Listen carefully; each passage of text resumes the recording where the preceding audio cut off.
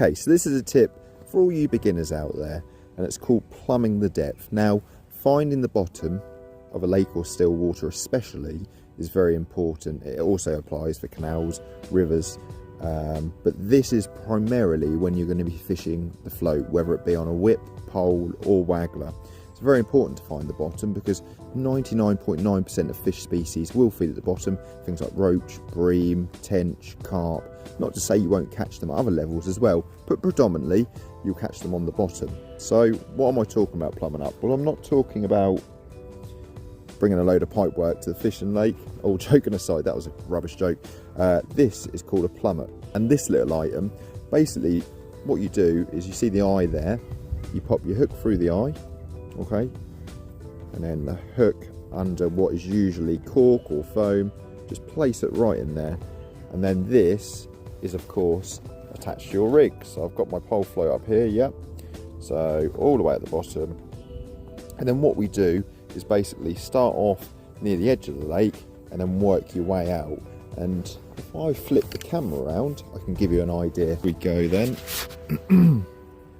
As you can see, there's my pole float, there's the plummet, and you literally work your way out and you fill the plummet down until all the tension at the top stops. So there, literally only a couple of inches. This lake, this pond really, has lost a lot of water recently, and it's quite a few feet under what it should be.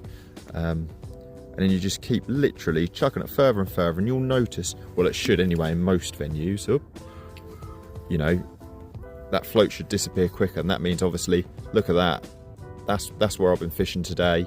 And as you can see, as I tighten it up, I'm literally like half an inch over depth, and that's what I like to do with most of my fishing when fishing for stuff like carp, bream and tench. So that's perfect. But what if that float was, if I wanted to fish right there, what if that float was higher up?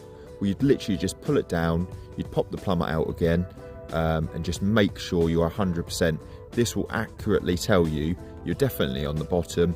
And this is great also for finding them all important shelves. I mean, there's a shelf here, and then you know, oh, let's go a bit further because that's not it. It's just a little bit further.